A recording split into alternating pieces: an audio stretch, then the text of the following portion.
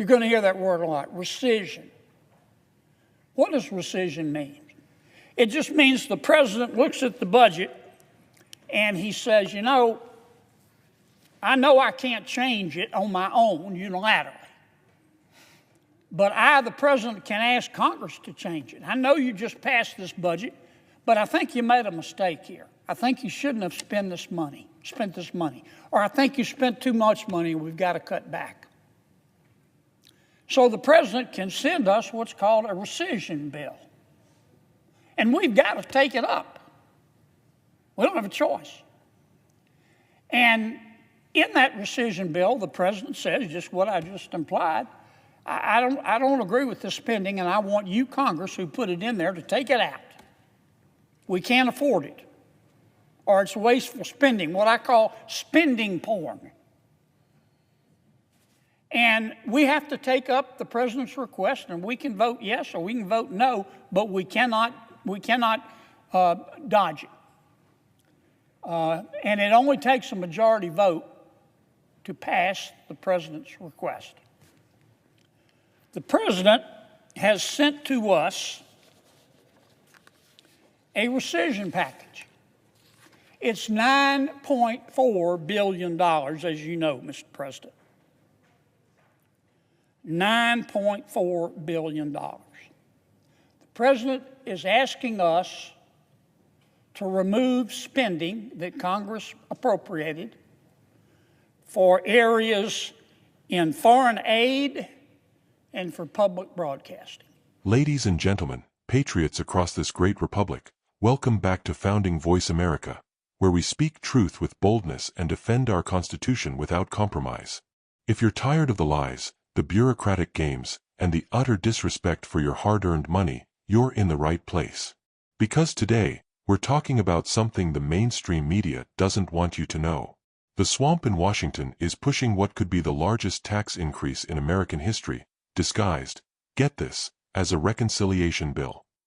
They want you confused, distracted, and numb. But I'm here to break it down for you, plain and simple. Let me be clear. If they pass this bill, it'll be the biggest tax cut in our nation's history. But if they fail to pass it, we are staring down the barrel of a $4.3 trillion tax hike. That's not just some vague tax on billionaires. No, that's a tax on you, on your family, on every working American trying to put food on the table while Washington sends your money overseas to, wait for it, buy electric buses for Rwanda and promote veganism in Zambia. That's not a joke. That's your money. What the left won't tell you is this: they've rigged the narrative. They say, it's just the rich who will pay. Nonsense. This tax increase will hit the middle class like a freight train. Gas, groceries, home ownership, energy bills, it's all going to get worse. They'll say, it's an investment. Yeah, an investment in the destruction of American prosperity. An investment in climate nonsense and gender ideology propaganda across the globe while we watch our veterans sleep on sidewalks and our southern border wide open. And here's the kicker: the bureaucrats, unelected, unaccountable, are spending our tax dollars without congressional approval on what one senator rightfully called spending porn. That's the truth. And you know what? I agree with every word of it. Now here's where it gets good. President Trump sent a $9.4 billion rescission package to Congress. That means he's asking them to cut spending on some of the most absurd, offensive, and reckless programs your tax dollars have ever funded. Let me read some of these gems to you. $3 million for vasectomies and condoms in Zambia. $2.5 million to teach kids in foreign countries how to make environmentally friendly reproductive health decisions. $5.1 million to boost the resilience of LGBTQIA+ global movements. And oh yeah, $3 million for Iraqi Sesame Street. Folks, are you kidding me? Sesame Street, in Iraq? Are we seriously funding that while our own children are falling behind in math, science, and reading in American schools? And the left wants you to believe cutting this garbage is cruel and short-sighted? No, what's cruel is forcing the American people to bankroll every socialist fantasy and progressive ideology across the globe while they can't afford eggs and rent at home. Let me change the subject slightly, Mr. President. As you know, we're working hard on reconciliation. I suspect we're going to have a bill before us here in a few days. It's very important. It does a lot, and I know reasonable people have disagreed over it. But first and foremost, if we pass the bill, it will represent the largest tax increase in the history of our country. Let me say that again, because sometimes we tend to lose sight of the main purpose of the bill, of the forest, as we start battling about the trees. If we pass this bill, it will be the largest tax cut in the history of America. But the converse is also true. If we don't pass this bill, it will be the largest tax increase on the American people in the history of America. So there are two doors here. Door number one, pass it, largest tax cut in the history of America. Door number two, don't pass it, largest tax increase, $4.3 trillion. That's how much taxes will go up on ordinary Americans, not just the rich. I know they're going to tell you that. It's just the rich. No, it's not.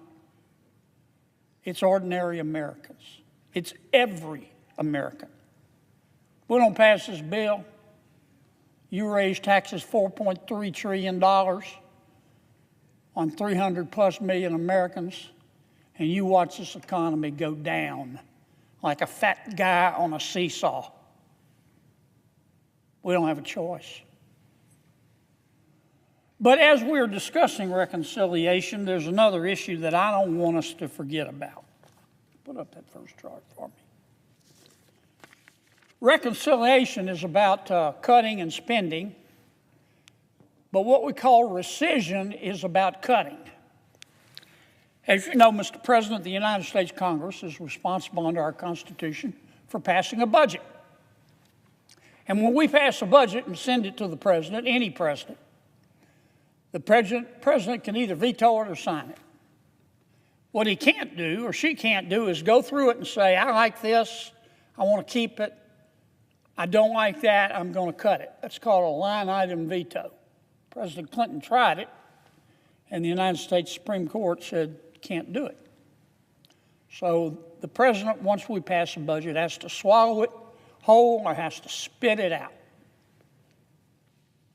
But one of the tools that the president does have, the executive branch has, every president has, is the power of rescission. You're going to hear that word a lot, rescission. What does rescission mean?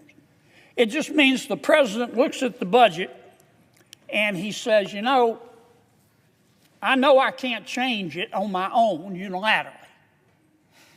But I, the president, can ask Congress to change it. I know you just passed this budget, but I think you made a mistake here. I think you shouldn't have spent this money. Or I think you spent too much money and we've got to cut back. So the president can send us what's called a rescission bill. And we've got to take it up. We don't have a choice. And in that rescission bill, the president says just what I just implied. I don't agree with this spending, and I want you, Congress, who put it in there, to take it out. We can't afford it, or it's wasteful spending, what I call spending porn. And we have to take up the president's request, and we can vote yes or we can vote no, but we cannot dodge it. And it only takes a majority vote to pass the president's request. The president has sent to us a rescission package. It's $9.4 billion, as you know, Mr. President. $9.4 billion. The president is asking us to remove spending that Congress appropriated for areas in foreign aid and for public broadcasting. I want to talk about the foreign aid part. We're going to have plenty of time to debate whether we ought to agree with the president. But I want the American people to understand the type of spending porn that President Trump is asking to take out of Congress's budget. The Honorable Jody Arrington, who is a congressman, damn good one too. He's chairman of the House Budget Committee. The congressman put together just a few items in the foreign aid spending provisions that the president's asking us to remove. This list is illustrative. It's not exhaustive. And I just wanted to point a couple of these programs out. Again, this is spending the president is asking us to revoke.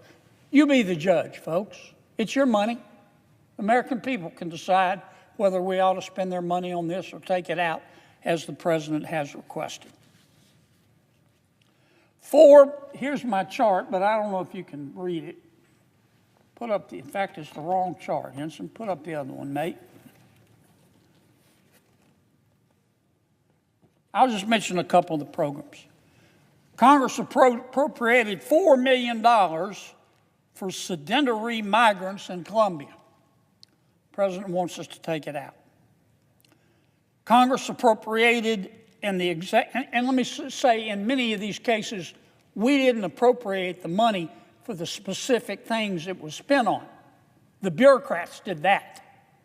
We might have sent the executive branch, let's say, $3 million for foreign aid, and the executive branch, the bureaucrats there decided, under President Biden, decided how the money would be spent. So I know Congress is not blameless, believe me, but we did not approve these specific items of expenditures. We approved the amounts and the general subject area like foreign aid. The bureaucrats did the rest. The bureaucrats decided to spend $3 million for circumcision, vasectomies, and condoms in Zambia. You decide whether that's a priority. $3 million for sexual reproductive health in Venezuela. $2.5 million for teaching young children how to make environmentally friendly reproductive health decisions. I didn't know there was any such thing as an environmentally unfriendly reproductive health decision. $167,000 the bureaucracy has spent or is proposing to spend on free education and health care to migrants in Ecuador and Venezuela. $67,000 to provide insect powder to children in Madagascar. Mr. President, have you ever had insect powder? Don't answer that. I don't think I'm even supposed to be asking you under the Senate rules, but I haven't had it. In the area of LGBTQIA and gender programs. And again, you be the judge, whether this is something we ought to be spending your money on when we've got $36 trillion of debt. LGBTQIA stands for lesbian, gay, bisexual, transgender, intersex, and asexual. The one I had to look up was intersex. Apparently, intersex is when someone identifies as both a man and a woman. The bureaucracy wants to spend $5.1 million to strengthen the, quote, resilience of lesbian, gay, bisexual, transgender, intersex, and queer global movements. The president has asked us to take it out. $833,000 for services for, quote, transgender people, sex workers and their clients, and sexual networks in Nepal. $643,000 for LGBTQIA programs in the Western Balkans. $567,000 for LGBTQI programs in Uganda. $33,000 for being LGBTI in the Caribbean. In the area of the climate, Mr. President, the bureaucrats want to spend, and President Trump wants us to take it out, $6 million appropriated for net zero cities in Mexico, $2.1 million for climate resilience in Southeast Asia, Latin America, and East Africa, $614,700 for climate adaptation, including growing coral reefs in the Caribbean, $500,000 to Rwanda to buy electric buses. Your money. $8,000 to promote vegan food in Zambia. In terms of electoral assistance, the bureaucracy has some ideas about how we ought to spend the money appropriated to the executive branch to help people in their elections. The bureaucracy wants to spend $1 million on voter ID programs in Haiti. If you know anything about Haiti, it's a mess. They're not about to have elections anytime soon. $889,000 for electoral reforms and voter education in Kenya. In the area of media, arts, and culture, the bureaucracy proposes to spend $6 million to support media organizations and civic life in Palestine,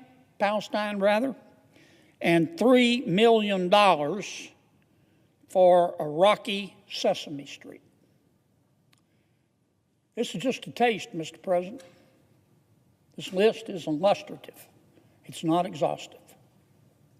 So when you see us debating whether we should reduce the federal budget by $9.3 billion, which the House has already decided to do, and now it's our turn, and I say, which I have repeatedly said and will continue to say, is that all the president is asking us to do is cut the spending porn from the budget. You can make up your own mind. It's your money. If you think you ought to be spending the money on this, encourage us to vote no. But if you think you could spend this money of yours better than the bureaucracy could, or we could spend it on our kids or our roads or our health care, then encourage us to vote yes. Thank you, Mr. President. I see my colleague, Senator Warren, is here, so I will yield the floor. Let's talk about the real betrayal here. They've spent $6 million to support media organizations in Palestine, $833,000 for sex worker programs in Nepal, $889,000 for electoral reform in Kenya, and $8,000 to promote vegan diets in, you guessed it, Zambia. Meanwhile, Americans are being taxed into poverty. Rural towns are collapsing. Our borders are overrun.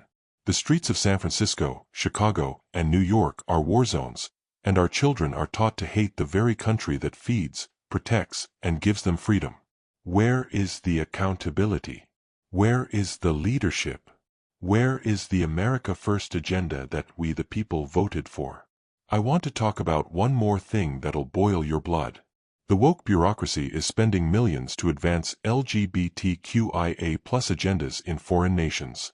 $643,000 in the Balkans. $567,000 in Uganda. $833,000 for transgender people and sex networks in Nepal.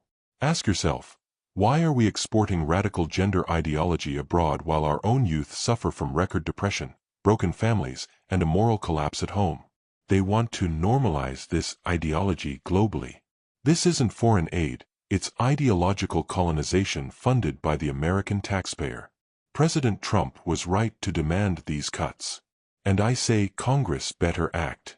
Because if they don't, we are complicit in funding our own decline. Now, some might say, well, it's just a few million here and there. That's how the swamp justifies it. But when you've got $36 trillion in national debt, every penny counts. And every wasted dollar is an insult to the trucker fueling up at $5 a gallon, the nurse working double shifts, the veteran begging for decent health care. This isn't just about numbers. It's about principles. Either we take back the power of the purse and reclaim fiscal sanity, or we continue to watch America rot from within, while the bureaucrats fly to climate summits on private jets and pat themselves on the back for sending rainbow flags to Uganda. It's your money. It's your country. And now more than ever, it's your fight. Here's what I need you to do, patriots. Call your senator. Call your representative. Demand they vote yes on President Trump's rescission package and strip the pork, waste, and propaganda out of our budget. Share this video with every hard-working American you know. Every farmer, every small business owner, every veteran, every American who's sick and tired of being bled dry to fund woke projects overseas. Subscribe to Founding Voice America, where we never back down, never apologize for loving this country, and never stop fighting for truth. Until next time, stand tall, speak loud, and stay free. God bless you. And God bless the United States of America.